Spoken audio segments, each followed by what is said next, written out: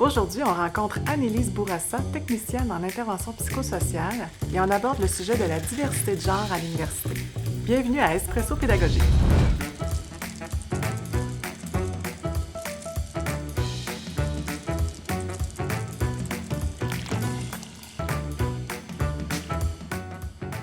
Alors, bonjour Annelise. Bonjour. Alors, Annelise, tu es technicienne en intervention psychosociale au service aux étudiants. Oui. Aujourd'hui, on va parler de diversité de genre en milieu universitaire. Alors, ma première question, ce serait comment est-ce qu'un enseignant peut composer avec la diversité de genre à l'intérieur de ses classes? En fait, je pense que la première chose, c'est de créer un endroit sécuritaire pour ces étudiants-là. Donc, c'est d'introduire un peu là, dans le cours l'ouverture vers ça. Des fois, c'est de demander aussi là, comment est-ce que je m'adresse à vous, de quelle façon vous voulez que c'est ça, je m'adresse à vous. Des fois, c'est de nommer. Tu sais, moi, c'est Annelise, mon pronom c'est elle, je prends les accords féminins, fait que ça met la table aussi aux étudiants qui voudraient utiliser un autre pronom que ce que physiquement ça peut avoir l'air. De créer vraiment des sentiments aussi là, d'appartenance dans le groupe, dans la classe. Fait que je pense que c'est important. Ça peut être aussi de dire, écoutez, si vous avez des choses à me dire, si vous voulez qu'on en parle, je suis là après la classe et tout ça. Ça passe par l'éducation aussi, là, donc les enseignants peuvent prendre le temps de lire sur le sujet, de s'éduquer aussi pour comprendre un petit peu plus, là, puis pouvoir appliquer les bonnes pratiques. Absolument. Puis c'est bien aussi d'utiliser une écriture peut-être plus inclusive, parce qu'on peut avoir des guides aussi là-dessus pour s'outiller. Oui, effectivement, il y a un guide là, de pédagogie inclusive au niveau de l'UQTR.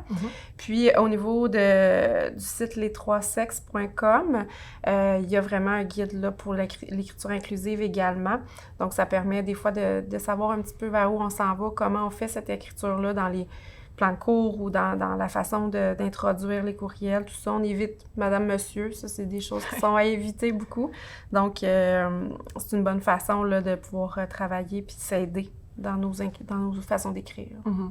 On a aussi, il faut faire attention peut-être des fois aux exemples qu'on utilise. Des fois, on a tendance à peut-être avoir des exemples un peu stéréotypés, prendre pour acquis que les familles sont standards ou un maman, un papa, tout ça. Donc, quand on utilise des exemples ou bien quand on a des études de cas, essayer d'avoir une diversité dans les modèles de famille aussi. Tout à fait. Fait que c'est important aussi de voir qu'il y a plus nécessairement la famille typique, mais qu'il y a des sortes de familles, des couples aussi, hein, c'est plus nécessairement un couple homme-femme, donc c'est de voir cette diversité-là, puis de l'inclure dans nos exemples, d'éviter les mises en situation un peu trop genrées ou, comme tu dis, stéréotypées, là, donc c'est de faire attention à ça, puis d'essayer d'être le plus normatif possible. Puis la normalité, ben c'est de tout maintenant, là. C'est plus juste un couple hétérosexuel. Je te disais l'autre jour que c'est possible qu'un étudiant porte la barbe, mais qu'il soit habillé en robe. Donc, ça se peut qu'un enseignant ou une enseignante ait un étudiant qui soit en transition ou qui expose une diversité de genre. Donc, à ce moment-là, il faut être prêt à accueillir cet étudiant-là quand même dans sa classe, puis composer avec sa diversité. Mais je pense que ce que tu nommes, c'est intéressant de dire comment est-ce que tu veux que je m'adresse à toi.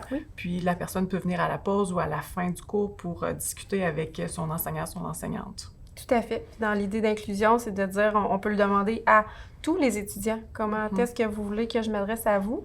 Parce que des fois, on le voit. On voit qu'il y a une diversité, mais des fois, on ne le voit pas.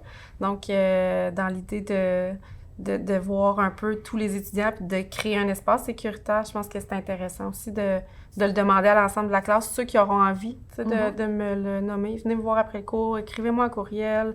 Je suis là, je suis disponible. Fait que des fois, c'est juste d'ouvrir à cette compréhension-là, cette ouverture-là envers les élèves, là. Il y a des processus qui sont enclenchés là, à l'université du côté de équité, diversité, inclusion pour avoir accès aux prénoms choisis, parce que les gens peuvent changer aussi leur nom. Donc, il va y avoir des indications là, qui vont être sorties là, d'ici peu pour expliquer aux enseignants comment est-ce qu'on peut conjuguer avec une liste d'étudiants et que le code permanent va devenir un peu plus la référence plutôt que le prénom en tant que tel. Tout à fait. Ça peut être ça aussi, là. Quel nom tu veux que de quelle façon, avec quel nom tu veux que je m'adresse à toi aussi. Donc, ça en fait partie, tout à fait, oui. Parce que des fois, dans un processus de transition, il y a aussi ça, là, le nom qui peut changer. Absolument. Puis si on se prolonge dans le côté du stage, par exemple, quand tu arrives en milieu professionnel, comment est-ce qu'on peut accompagner les étudiants dans ces contextes-là? Bien, je pense que c'est important, tu sais, qu'on assure un filet de sécurité autour de l'étudiant, dans le sens où le superviseur de stage peut vraiment prendre le temps de préparer le milieu connaissant son étudiant puis sa réalité. Fait que c'est de préparer le milieu de stage à accueillir un étudiant qui vit avec la diversité. Puis, à l'inverse, de préparer l'étudiant qui va peut-être rencontrer des obstacles aussi dans un milieu qui, peut-être avec des personnes âgées, des gens plus des conservateurs ou en tout cas des façons de faire plus conservatrices. Donc, c'est important aussi là, de préparer l'étudiant à qu'est-ce que tu peux vivre, comment on va faire pour vivre ça ensemble puis travailler là-dessus aussi. Là. Fait que je pense que c'est important des deux côtés de bien préparer la situation puis le milieu. Absolument. Donc, on mise sur le dialogue puis la communication. Oui. Ça, c'est tout le temps. L'ouverture puis la flexibilité va vraiment soutenir ces étudiants-là. Je pense que de leur côté aussi, ils gagnent à faire connaître leur réalité et tout ça. Là. Donc, c'est un beau partage à avoir. Excellent. Mais je te remercie beaucoup, Annelise, pour ton partage aujourd'hui. Ça fait plaisir. Merci. Merci.